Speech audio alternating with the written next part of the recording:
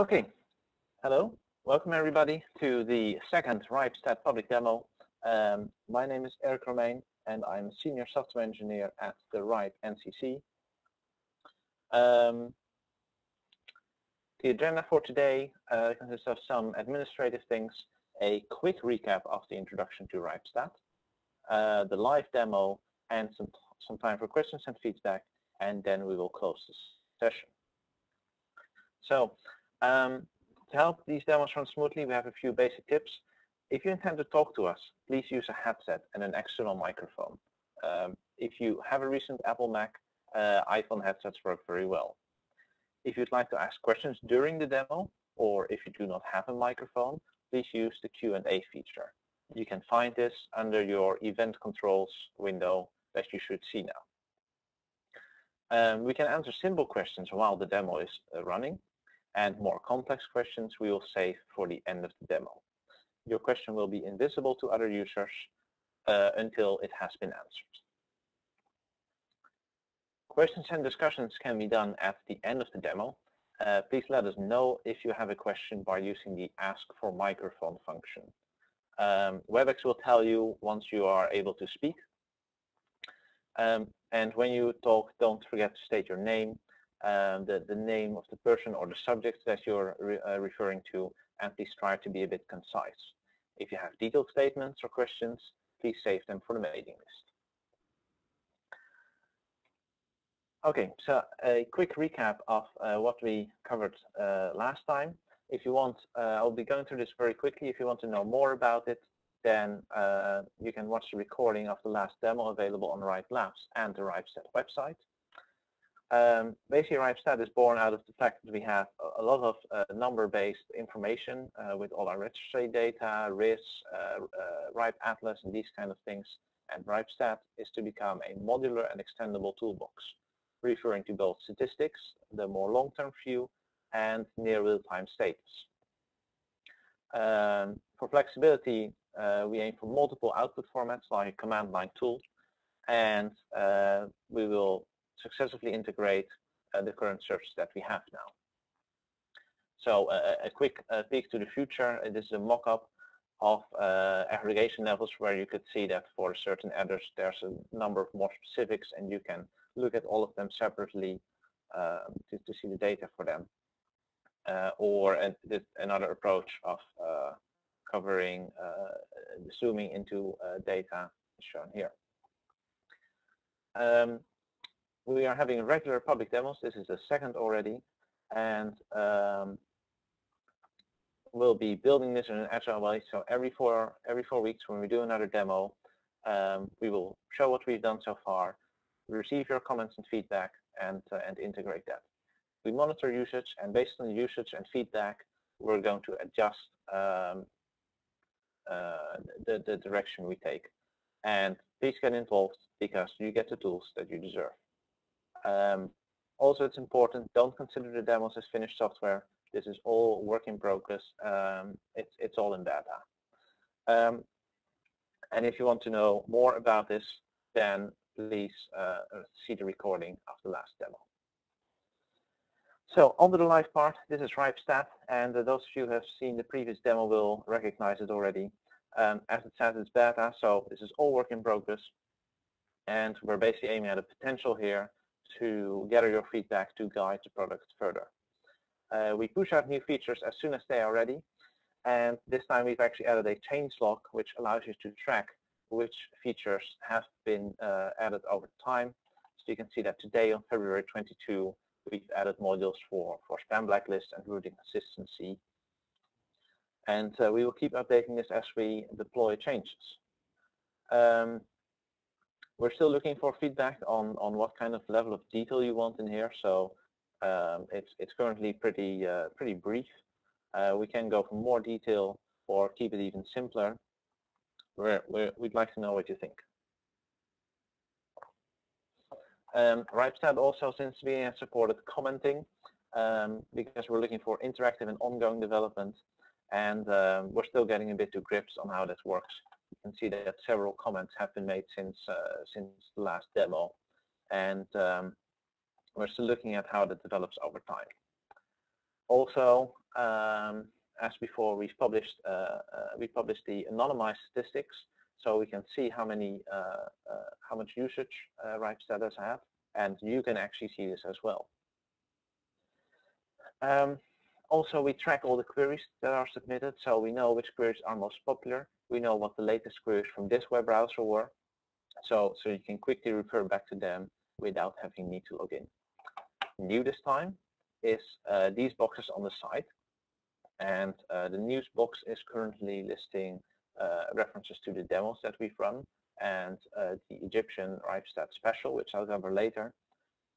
Over time, we're looking to develop this into a news feed of events on the internet as they happen, possibly filling this automatically. It's still we're still looking at how to develop that, but it's going to be more. There's going to be more newsfeed type content in there. We've also made various updates to the design to make it look cleaner and more comfortable to use. So going to one of the pages for an AS number, we can see that there's a variety of data sources still in modular boxes. And these boxes are not a final concept, it's just a direction that so far we see best to present this large variety of data sets we have. It's all in a modular architecture, so each of these boxes can use a different data set. Some of them use the same data set, and we can also support external data sets and APIs. So, loading another query. Another feedback, a very big feedback item actually from last demo was performance. The time it took to load, the time it took before you would first see something useful. So what we've done this time is implemented AJAX. So you can see that while this thing is still loading, it's apparently taking some time. I can already get some of the data and play with that. And actually, this is part of a whole new architecture in the backend, which we've developed, which also allows us to do easier plugin development and made a few other features possible that I'll be covering. And as you see, this box is loaded. So this box is basically similar as it was before. It shows us the prefixes that originated from this AS. Over time. And the other box that we've added this time is a graph of how many prefixes we saw originating. We had some graphs before, but we've refined them now. So all our graphs now support zooming. So currently it's looking at this time frame of about a year. But I can also say, well, I'd like to see slightly longer and drag this. It's going to be smoother in your browser than over WebEx, or I can drag the zoomed in window so that I can both get a complete overview of what was going on, but also a view of what was exactly going on, like this little jump here. If I want to look at that, I can zoom in, and it zooms in for me, so I know exactly what it was, how big this prefix jump actually was. So allowing both the details and the general overview in one interface. Another big request besides performance was downloading raw data behind these modular boxes. And that we've implemented now. So every box has a raw data link. So if I just click on this, then it's going to download. It has downloaded a YAML file, and YAML is a machine and human readable format. Libraries exist for practically any imaginable language. And just opening it, you can see what it looks like. For this data, it's basically the time and the value that we registered, and it has all the data that was actually put into this graph. So that's raw data download, and we support this for all modules now. Of course, the data looks slightly different depending on what it is.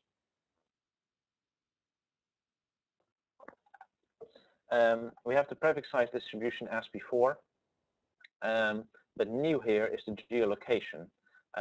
The markers look a little bit funny because I've zoomed in the page. I can correct that. So this is the geolocation of an AS based on the Maxmind Geolite City database. We already did this for prefixes, but what's new this time is doing it for ASs. And ASs are a bit tricky to geolocate because, of course, they usually cover a wider area. And for this AS, we're currently looking at data for KPN.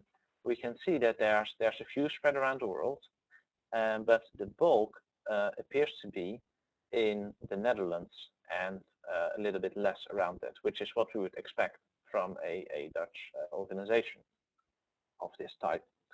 So this is a tricky problem we had, which I think is a nice way of showing it.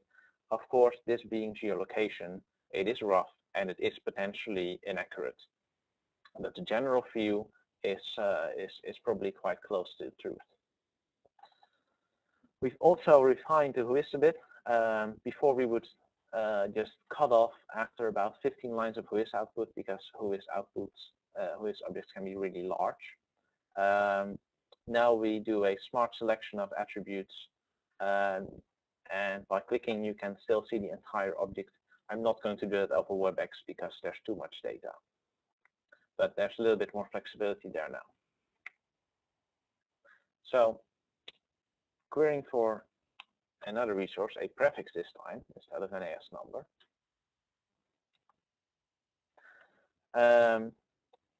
We've added some data sources as well. Again, you can see the AJAX loading it gradually.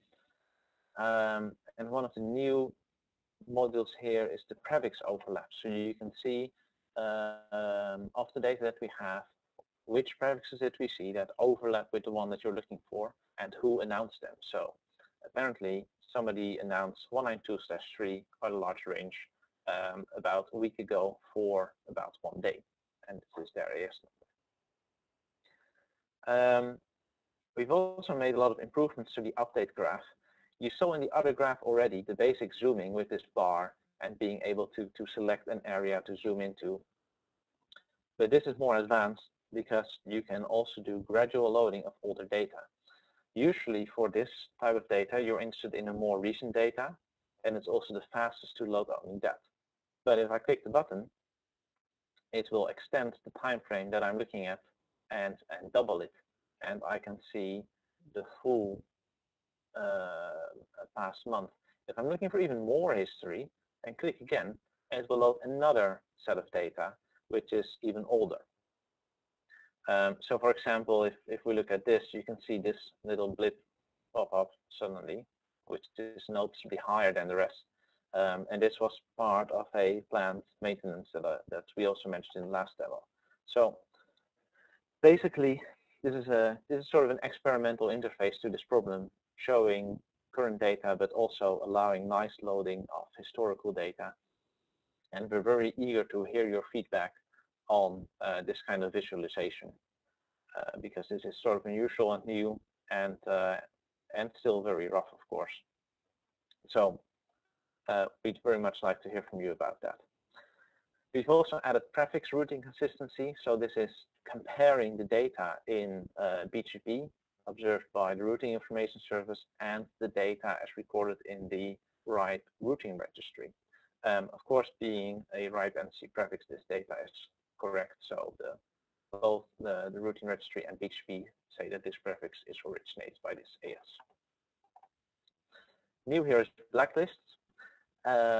As you can see, this is still data, so this graph still looks a little bit rough. We need to refine it, but we will. And this tells you in which blacklists, or particularly how many blacklists, we saw this prefix over time. So apparently this prefix was in this period. Let's zoom in on it a bit, because also this graph does zoom in. And so apparently from July 2 to July 8, this particular blacklist, the green one, have this prefix in its list. And of course, like all the other boxes, the raw data is available to download.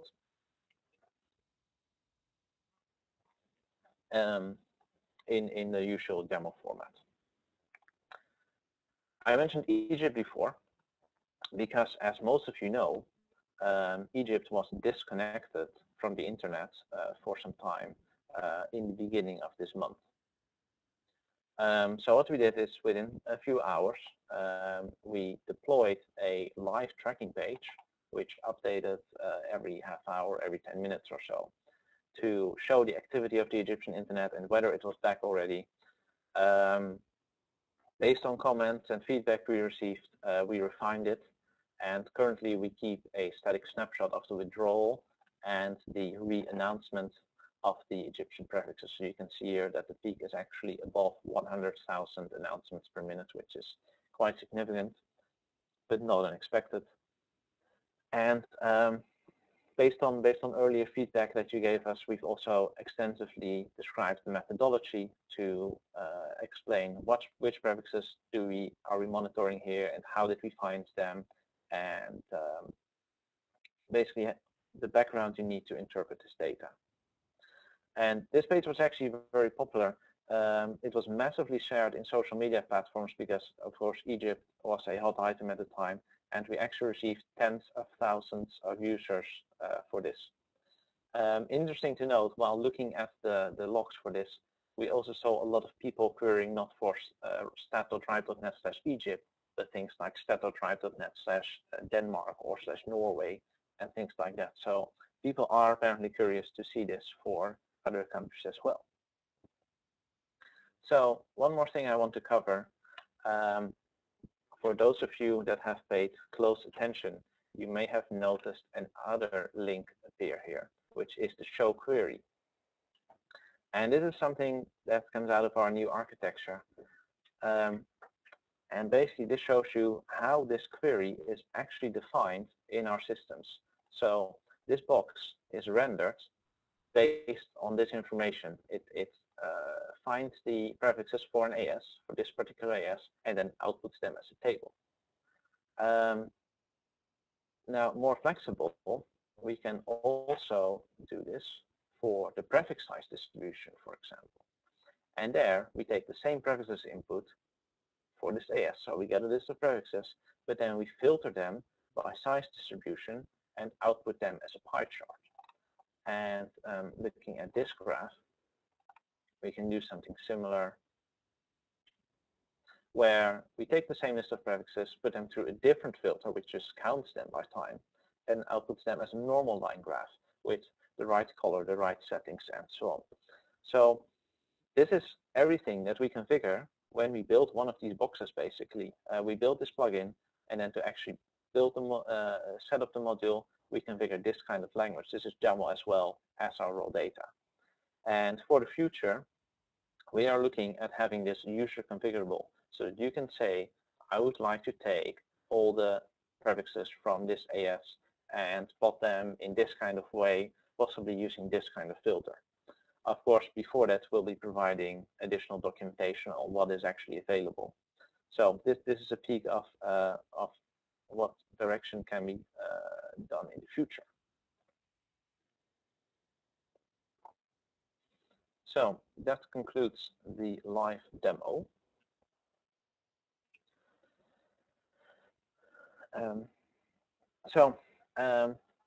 Our key points basically here are that we built a completely new architecture, which allows us to do AJAX loading for enhanced performance experience, showing you already bits of data as they come in instead of waiting for the entire package.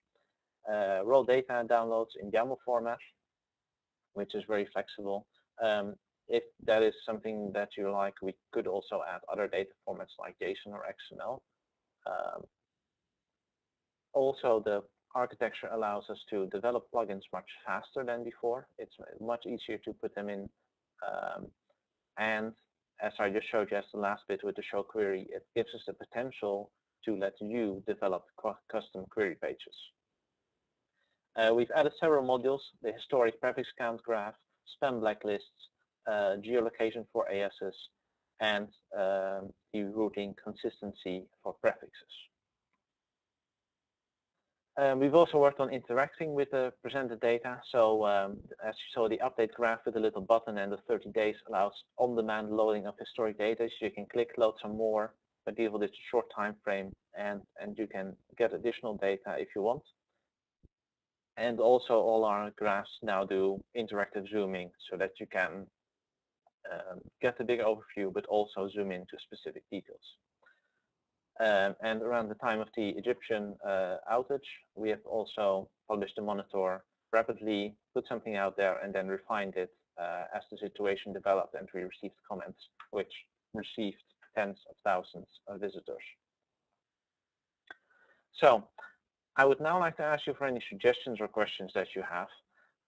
RIPEstat and everything I just showed you is available publicly on stat.ripe.net, and we will continuously update that, and you can track the changelog to see what we've been developing over time. For anything we're not covering in this session, you can also, in increasing order of preference, talk to us privately on RIPEstat@ripe.net. You can make a comment on the website, which is currently all public, make a comment on the RIPE Labs article that we will publish about this demo, or send a message to the Measurement, Analysis, and Tools Working Group. So, are there any questions?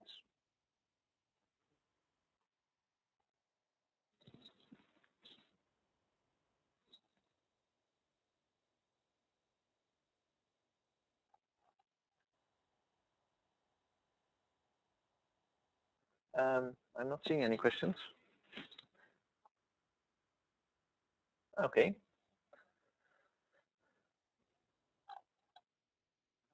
Well, if then there are no questions based on this, then thank you for attending. Oh, there is a question. Okay, Daniel asked whether each box will have a methodology link. Yes, I do think that's something that we're aiming at. We only did it for Egypt now, but methodology and which data sources are behind it, which are related things, of course, are definitely important to show and explain. So yes, I think that's something definitely intended. Have we thought about what we can do for stat.ripe.net/Norway? We've had some thoughts about it, but not anything specific yet. We could do something like the Egypt page, but that of course tracks a very specific situation of withdrawing events and withdrawing prefixes and stability. We can start somewhere with something similar to Egypt and then develop that as we go on.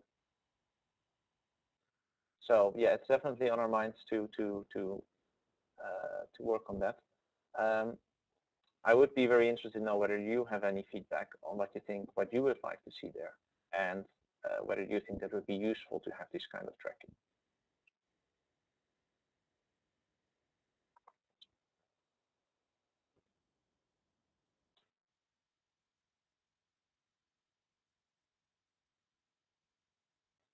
Okay, if there are no further questions,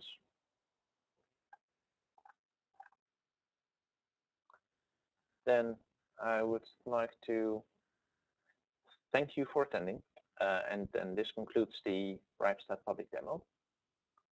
The next demo will be on the 22nd of March at the same time. And if you have any more questions or points for discussion, please raise them on the MAT working group or contact us directly via the address on the previous slide.